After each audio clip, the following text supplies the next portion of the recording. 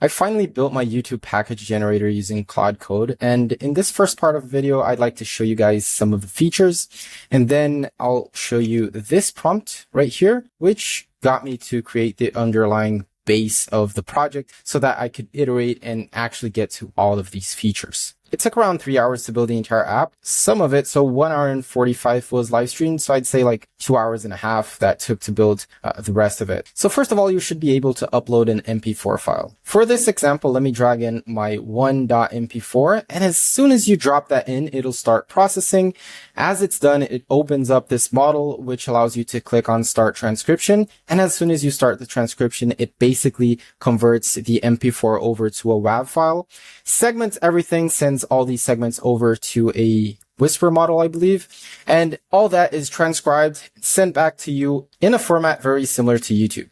Then after you have that transcription, you can head over to the generate content, click the generate button, and this will be generated for you. So I've been iterating with the prompt. Let me see if this one has a generated content. It doesn't, nor does this one, but yeah, this one has the updated prompt where we get 5 variations for the suggested titles. We get up to 3 variations for suggested descriptions, key timestamps. So it basically finds important frames, important moments of the video, and then highlights that. I feel like it needs a bit more prompting to get this ideal, since all of them are a multiple of 5, so it might not be exactly right.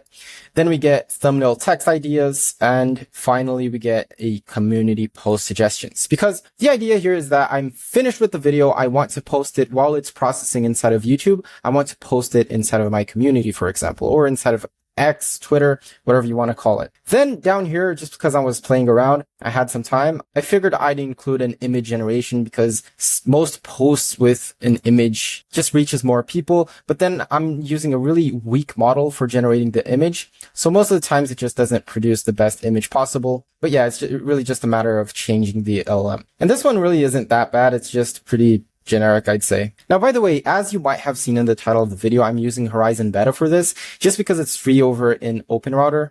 And honestly, I've been getting pretty nice results. I've only had to change over to Gemini 2.5 whenever I go over the context limit for a live stream, for example. And speaking of which, I also implemented a way for you to just paste a YouTube URL. Like, let's say this one. Let me copy that, paste it in there, hit extract, and the same process will occur. Just now you actually get the transcription from YouTube, not having to spend with the model to transcribe it. Then you can directly come over here to the generate button and generate all of the content. There's also a way for you to delete that video. Let me delete this one as well. Now let's actually understand how we built this, because there is a single prompt that I use that built most of the project. I'd say like 80% of it, but most of the time you'll just spend either debugging something, or when you're working with some type of AI generation, you'll likely have to iterate along the prompts to get to an ideal result. So I guess this video will be a bit boring since I'm just going to read through this prompt, but this is really the way for you to actually build tools like this if you're working with some content creator, or if you're the content creator that wants to optimize and have an AI automation that isn't dependent on NAN, for example. Because I believe like if you were to use NAN, you could produce all this, but really there's things like uploading the MP4 over to NAN just really isn't that reliable. It's just much faster doing it through here. And even building it out, if you know the concepts, if you understand the prompt that I built and how I used each section of this prompt to instruct the LLM about the context of what I want to build, then you'd build it just much faster. The first thing I like doing in the prompting is just starting off with the overall context of the project.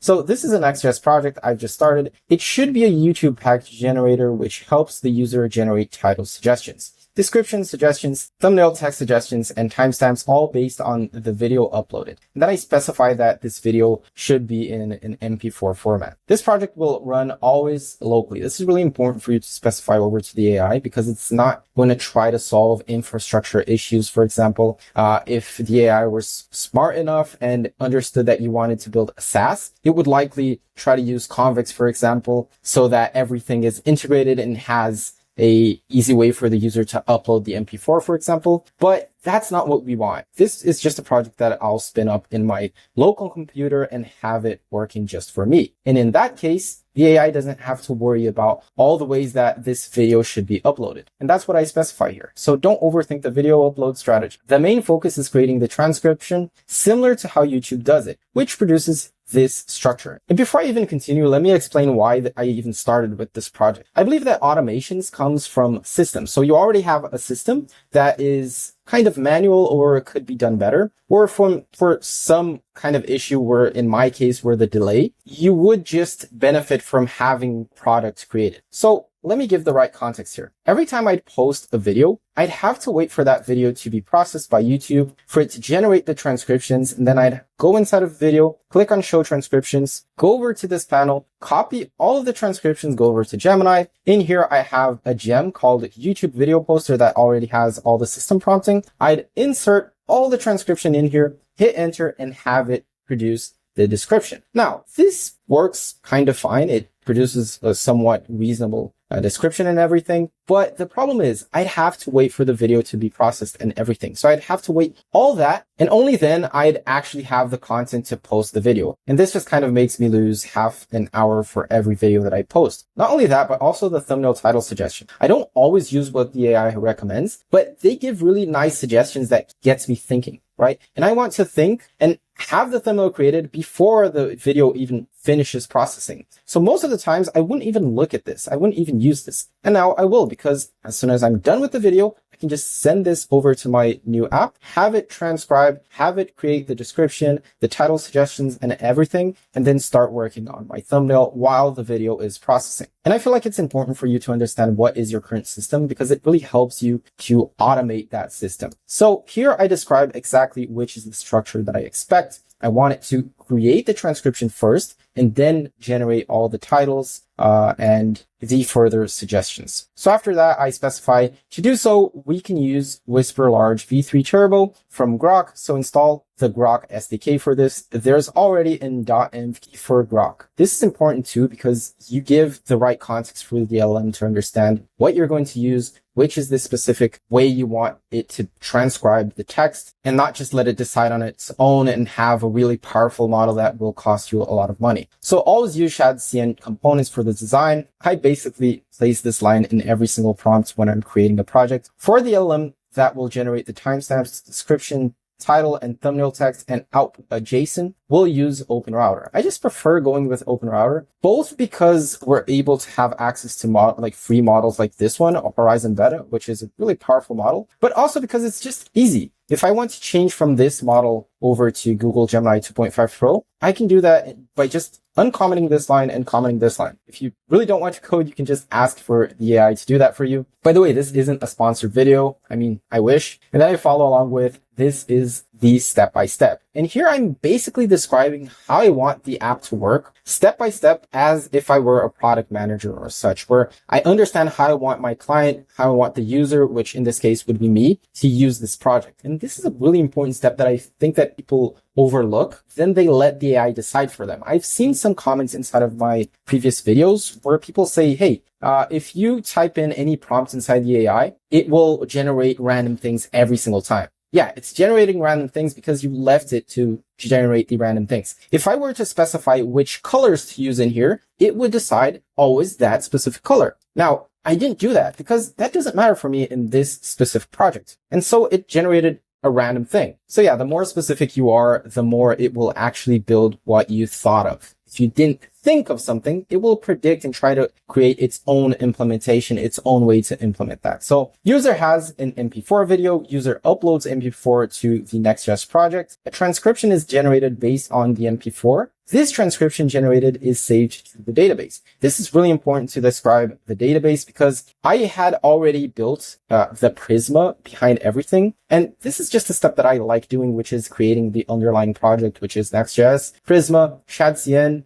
Let's see if I'm forgetting something. Yeah, I mean, it's just the stack that I prefer. And if you're a non-technical person and you don't like using the terminal to type in yarn, create next app, don't be afraid of the terminal. I mean, it's the easiest way for you to just get a project running. If you're still afraid, like just ask Claude Code, hey, build a Next.js project for me, and it'll type in all those commands for you. So yeah, continuing on, we have a database. Users can later access each video from square cards that are listed in the homepage and click on the card to open a model. So I describe exactly how the interaction between the user and the app should work, so everything is all inside of this single page. Because if I didn't describe that, we're not sure like what it would produce. Maybe it would produce something where every time I clicked on this model, a new page would open, like a /1 page. And you really don't want that, because it just makes things slower. I mean, it's just better for you to just open up a model in here and work inside of that model. As soon as the transcription generated, the respective modal for that video is open. Inside this modal, we're able to click generate buttons that generates timestamps, description, title, thumbnail text, 3 suggestions for each generated. And then I just go inside of like prompting part of how it should create all this. And then I go on to what I believe is one of the most important parts of having your backend produce a data, or not even the backend, but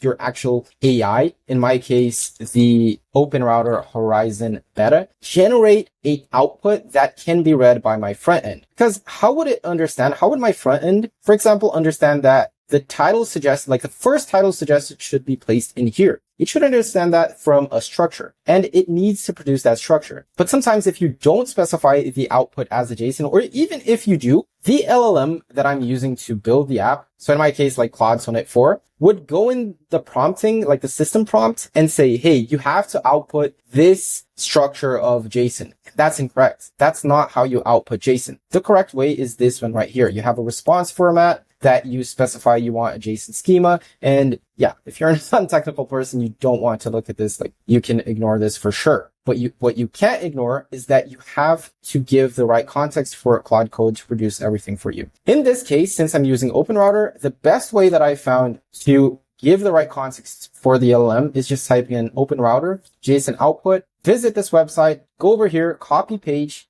and paste it inside of your prompt. Because now the LLM understands exactly how it should output the JSON structure. So yeah, after I sent this prompt, about like 80% of the app was already generated. I'd probably ask it to build everything in dark mode, or even this YouTube implementation here. The way that I built this was actually using packages. So you have packages that go inside of YouTube, extract the data from YouTube, like the transcription. And most of these packages, some of the times they don't work. And a way that I like testing packages is just asking Claude Code, hey, go through this list of packages and try to find one that actually works with this URL right here. So I'd give it a YouTube URL like this one, for example, and say, use different packages until you actually find one that works and finds the transcription for this given video. So yeah, I think this style of video might be a bit boring for most people, but if you enjoyed it, please leave a like to let me know that I should make more, as I believe this is the right approach of understanding these concepts